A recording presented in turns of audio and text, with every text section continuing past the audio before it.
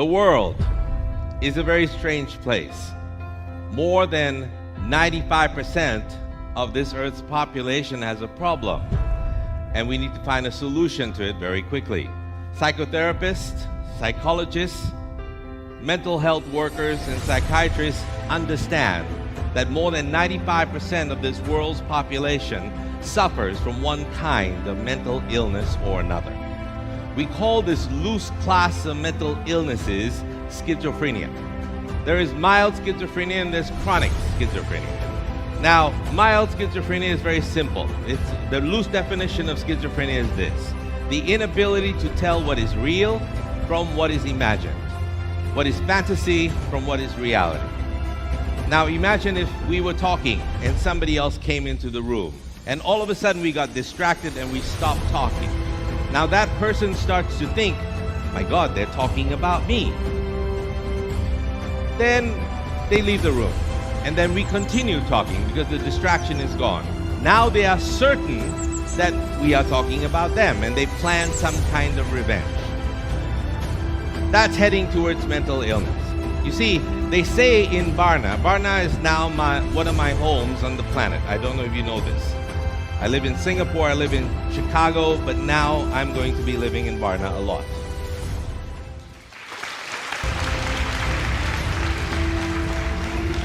I suppose the clap means it's a good thing. I'm just kidding. And so they say that in Varna, especially in this room, 1 in 4 people are mentally unsound. I want you to form a picture of 3 of your best friends. Form a mental picture. If they are all okay, then you're the one.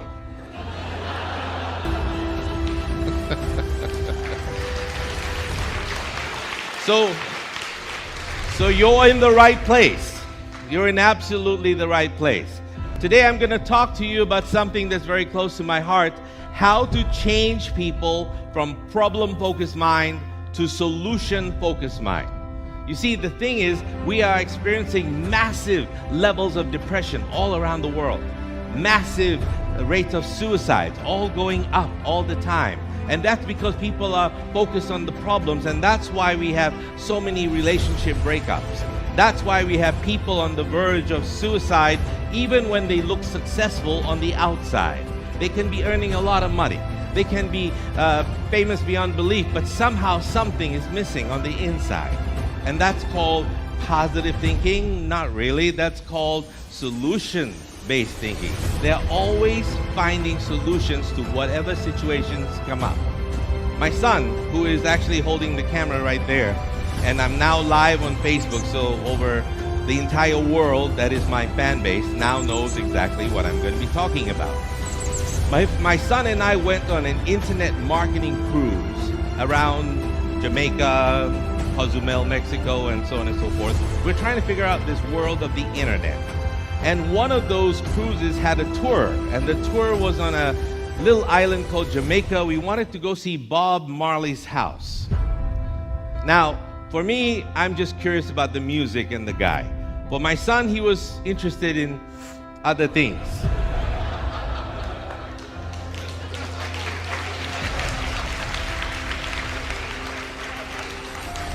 We were sitting on the bus and he was celebrating long before we made it to Bob Marley's house. But the tour guide in the bus said something very important, and that's the shift I want to create in you today. The tour guide said, "Welcome to Jamaica, man. In Jamaica we have no problems, man." And I said, "Yes, because of the ganja." She said, "No, man, it's not the ganja. That's a plus." In Jamaica, we have no problems, we have situations. We don't call them problems, we call them situations. If your wife catches you with the neighbor's wife, you don't have a problem, man, you have a situation.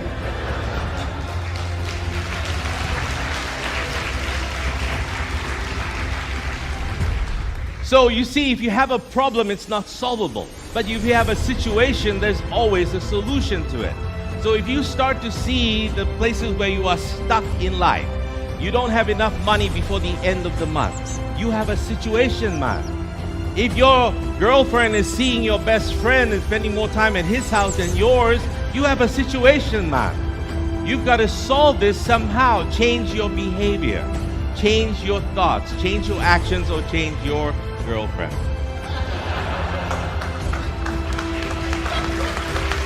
You see, the solutions are so simple, but we don't want to do it because we are so problem focused. I have a problem, I have a this, I have a that. I don't know if you know it, but my office here in Varna is actually at the Costas. It's free, so nobody charges me rent. But the thing is, once in a while, people who recognize who I am come by and stop, and they sit down and they talk, and they don't leave for about an hour or two.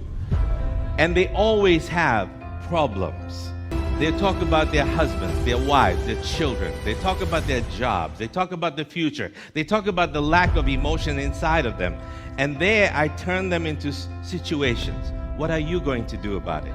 What can you do? You see, if you do the same thing over and over and over again and expect the different results, you're going to expect to wait for years before it changes. You got to change something. And what is the thing you change? I went into a mental hospital once, and I wanted to release a whole bunch of people from there because I believe that mentally ill people face better challenges outside than inside a mental institution. Is there one here in Varna? Are we in it? No, I'm just kidding. Everybody goes, yeah, I think it's here. Now, one day, I asked 3 people in the front row. I'm going to ask you a simple question. If you can answer this, I will let you go. I asked the first person, what is 3 times 3? The fellow scratched his head and said 164. I said, go back to your room. I asked the second person, what is 3 times 3? The person scratched his head, looked up and said, and smiled and said, Tuesday. Sorry, wrong answer, go back to your room. I almost gave up until I went to the last man and I said, if you can answer this question, I will let you go. What is 3 times 3? He looked at the other 2 people, smiled at me and said, Doctor, it's 9. I said, great. I gave him the release papers. I said, you can go. And he started running to the door. But before he ran away, I said, young man, I need you to tell me something. Your 2 friends did not come up with the right answer. How did you manage it? He said, it's so simple. I multiplied 164 by Tuesday and I got 9.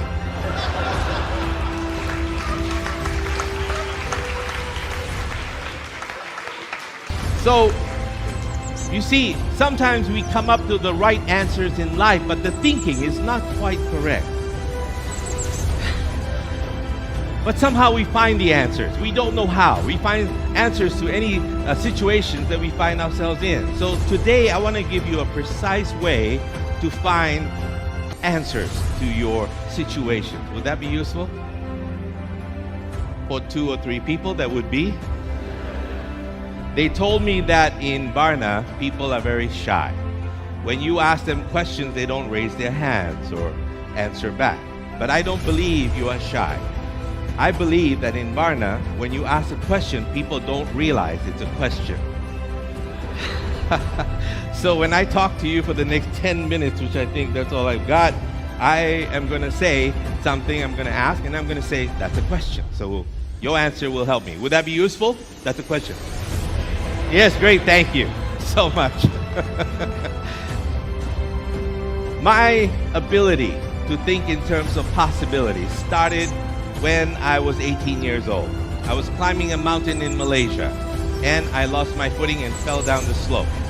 I survived, but I had compound fractures, mostly in my left arm. And it took about 10 days to find a decent hospital. Now, imagine me, a bodybuilder, losing his face because he couldn't climb this mountain and he just fell. Well, anyway, in the 10 days that it took to find the hospital, infection had set in, gas gangrene had set in. I was supposed to die on the operating table. And in fact, I was clinically dead on the operating table for 19 minutes. I put that whole story in my book called The Meta Secret, or you know it as Meta Kainata. Now, when I when I was in the process and as they were amputating my left arm just to save my life, because they didn't know if I was going to live or die, I stepped outside and saw the whole process. I don't know what was happening. I went through the tunnel of light, had a near-death experience, and over there was a being who was dressed in blue with long hair. At that time, I thought it was Jesus Christ. And he said, "Son, it is not yet time. You have to go back. There's a lot of work to do." Now, people ask me, really? Was it Jesus? You sure it's not Buddha or somebody else? I said it could have been the lead singer from the band Kiss, but I'm not sure. Doesn't matter who sent me back. The point is I came back. Now, as I came back, I realized that I was in a different situation. Here was a young man, 18 years old, and starting to do bodybuilding, something my son is just taking up. And everything about my body was everything about me as a person. And how was I going to face this? Until that morning when I woke up from this coma and my mother walked in. And I didn't know what to say to her, because here she was and she looked very sad. And this was my mom. Everybody loves your mom, right? How many people of you love your mom? Yeah? Good, good. If your mom is here, you should be putting your hand up. Otherwise, the allowance stops. And she said, you could see the helplessness in her eyes. So I decided at that moment, and I don't know what made me decide, I decided to create a joke. So I said to her, "Mom, don't worry, this is part of the plan." She looked at me like I've suddenly gone insane. She was going to call the doctor. I think too much medicine for him. Stop. Morphine. I said, "Mom, this is part of the plan. I purposely decided to lose my arm in this accident." He said, "Why? Why did you do that?" "So that at the end of my life, I can say that I did everything single-handedly."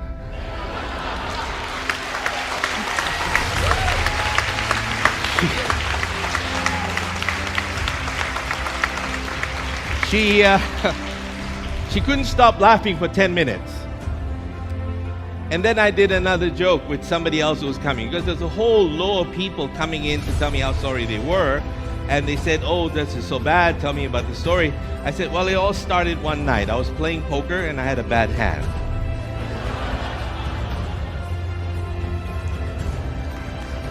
I started to go inside the people I was talking to. You see, if you want to have possibility thinking, your EQ has got to be a little bit higher. If you are a possibility thinker, your sense of humor will automatically develop over a period of time. Why? Because you see possibilities. You see, the problem is school has damaged you. You come to school, you come to university, they make you all believe one thing one way. And yet the people who have given you new technologies, the people who have given you new inventions were never in school to do that. You see, they developed that on their own because they didn't know it was impossible. They didn't know that something could not be done. The person who was told so many times, "You cannot climb Mount Everest, it's impossible to climb Mount Everest, no one can breathe on Everest, no one can survive." One man decided he didn't go to school. His name was Edmund Hillary. He's from New Zealand, where they don't go to school very much. I'm going to hear from my New Zealand friends for that. They just learned how to raise sheep. Oh, that's even worse.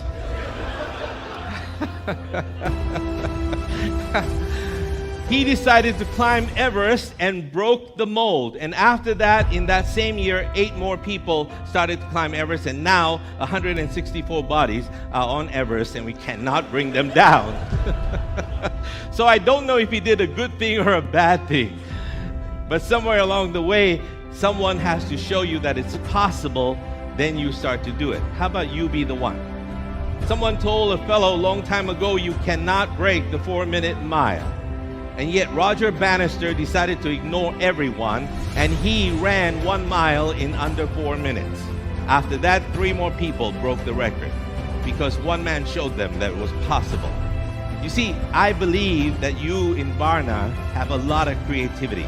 There's something in the energy of the place. It's not about the economy. It's not about the buildings. It's not about everything. It's about the people. I love the energy of the people here because the creative people are in this room. Look at TEDx. Whose idea was this here? Everywhere else, people are hesitant to start this, but one young man, Boyan, where are you? Decided that this was possible.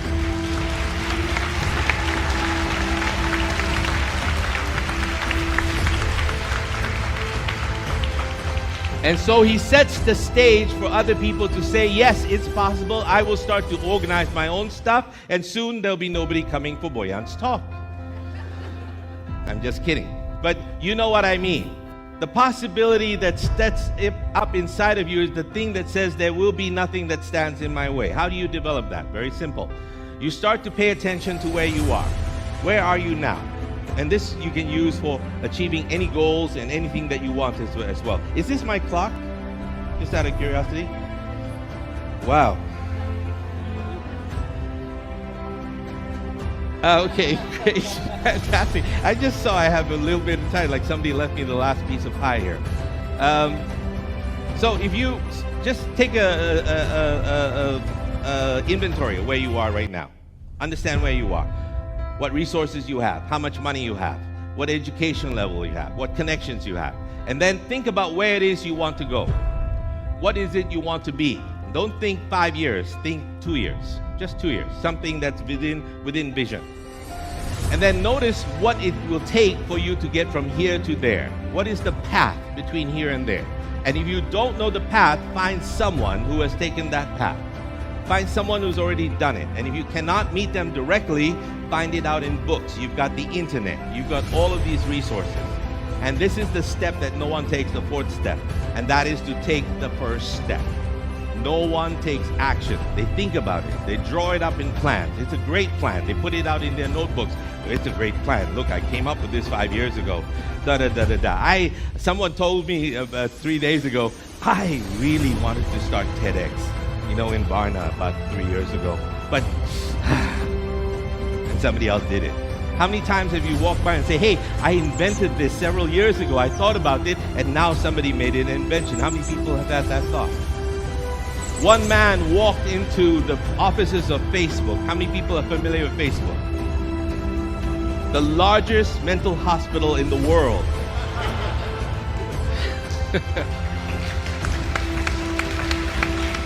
And the geniuses that came up with Facebook sat there and said that if anybody writes any rubbish, the only response you can give is like. So when somebody responds to you, they like the nonsense that you post. And so all of a sudden, all the mental hospitals in the world start to put all the stuff they've done. Take pictures of their food, take pictures of their dog, take pictures of their dog eating their food, all of that.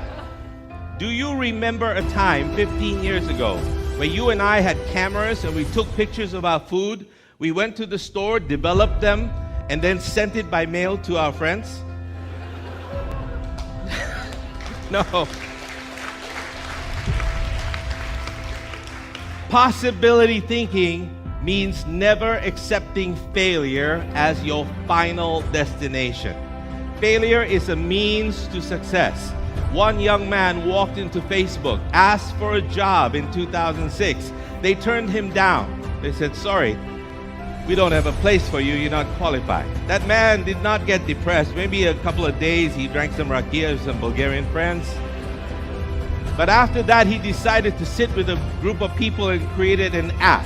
And the app was to text people for free. He thought it would be wonderful. Soon he had a couple of million people. Soon he had several 100 million people. And then Facebook made him an offer and said, I will buy your app from you, young man, for $16 billion.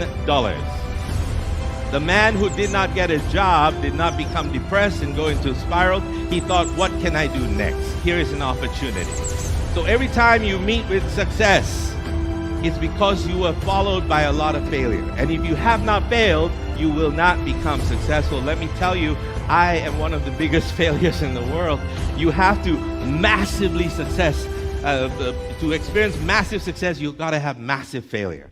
There's no ands, ifs, and buts. You must try, and if you don't try, you will not get ahead. Possibility thinking is refusing to accept limits. Possibility thinking is recognizing that you are fully capable of making any change you want in your life. And people, I come here to give you one piece of good news. And I'm a predictor of your future. Would you like to know what your future is? Again, that's a question. I'm sorry, I should have told you that.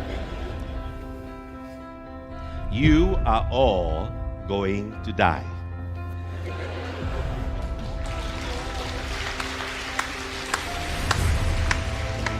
None of you are going to get out of this life alive.